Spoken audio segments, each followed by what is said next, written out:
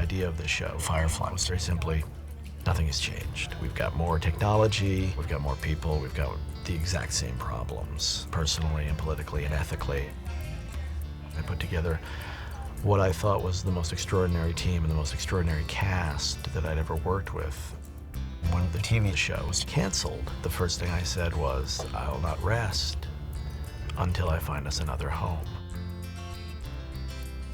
The last episode we were filming was called The Message, and Joss came down to the set and let us know that we were canceled. We were all pretty crushed, I would say. I don't think we were entirely surprised. There was a little bit of lead up to it. We were hearing things from upstairs that weren't entirely positive, so I think we knew something wasn't right, and it was very abrupt and very upsetting. We had our party that was going to be our Christmas party that turned into be our wrap party. Joss said, I'm going to keep pursuing this. It's not done, it's not over. We all thought that would be so amazing, but when does that ever happen?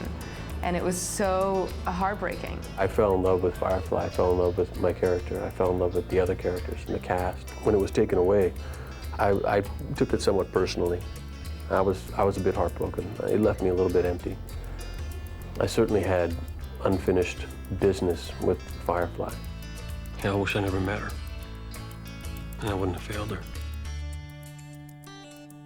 I just couldn't let go of it. And everybody told me that maybe I should, but I don't deal with grief very well, and I don't deal with loss. So I gathered everybody I knew and just said, what can we do? Can we be TV movies? Can another network pick us up? You know, can there be etchings? I don't care, I need to do this. It's broke. Without this, engine don't turn. Engine don't turn, life support won't function. We don't breathe. You want to keep breathing, don't you? We really just went in all separate directions and started pounding executives at cable channels and at the other networks. You know the old saying. When you can't run, you crawl. And when you can't crawl, you find someone to carry you. I do remember saying to Tim Minear, at what point does this stop being CPR and become necrophilia? I guess we do all have different reactions to death. And then the fans started rallying to our case, and people on the internet went wild trying to have the show resurrected. I called Barry Mindle, and he went to Mary Parent at Universal. Mary Parent said, there's nothing hypothetical about this. I love this show, I get the movie. Let's do this. This is the place. We'll buy you the time. We are all kind of in shock that we actually got here. Not that we ever thought we wouldn't be back, but it just seemed like we all dispersed and we all tried to move on and get over it. And then the first time we stepped back on the ship was really surreal.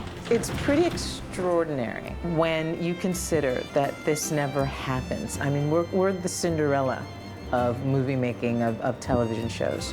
So often they just disappear. But this can absolutely be attributed to Joss. Joss Whedon, he made this happen. This was his baby. He was not going to stop. He was not going to let go. He did find safe harbor for us. Joss has, over the years, built an amazing fan base through Buffy the Vampire Slayer and Angel and Firefly and now Serenity that have been there for us on some of our darkest days. When the television show Firefly was canceled, when Angel was suddenly not renewed after 5 seasons. Our fans, when I say they were ready to march on the network, I'm not exaggerating. We're extremely grateful for the fans because they're exactly what keep us flying, as Nathan would say. It's why we're here. We have to be completely thankful to the fans.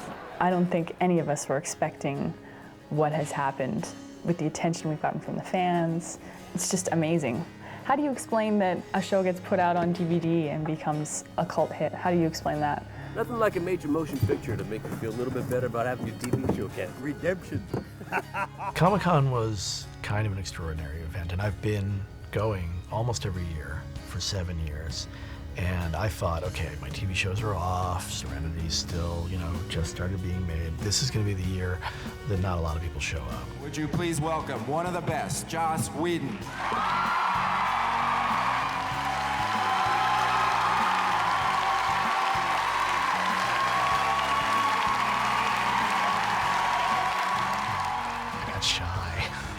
I didn't know what to do. I was freaked out. Last day of Comic-Con in the afternoon, and 5,000 people showed up to give us a standing ovation and to see Joss, see the cast, watch the first footage that had been seen from Serenity. And it was as if Mick Jagger had just walked onto the stage.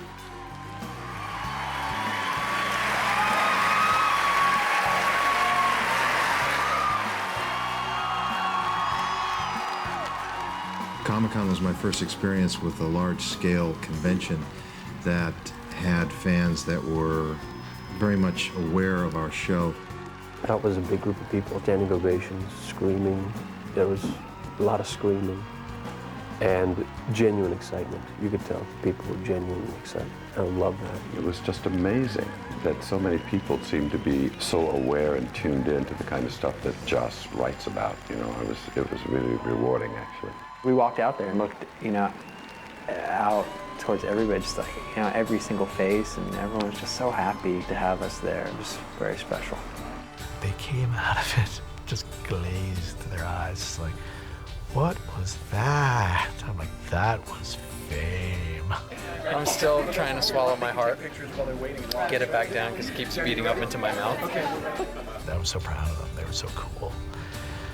And, the executives who were there, oh, that's what this is. Because the Firefly fans, like the Buffy and Angel fans, like true fans, are just hardcore. It's really extraordinary because the fans are out there, and that's the reason why we're here, is because there are people out there who got the show and who fell in love with the characters and the story as much as we did, and to just be smacked in the face with that energy was just extraordinary and surreal. I want 5,000 people to cheer for me every day of my life. I can understand fully why people enjoy Joss Whedon as a fan, because I'm a fan too. We're all fans of the verse that we've created, so we're sharing it between each other. And that can only grow. That can only grow forward and expand. I just can't wait for the rest of the world to jump on this spaceship. I think the thing that's helped my work is that, yes, I'm an artist. I have things to say, et cetera, suffering, blah, blah, blah. But at the same time, I'm a fan.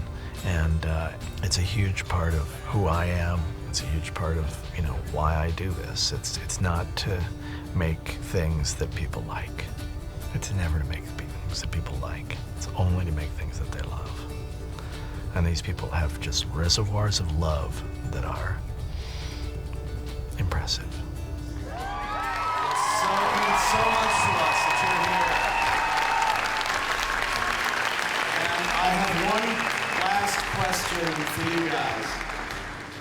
Do you want to see it again?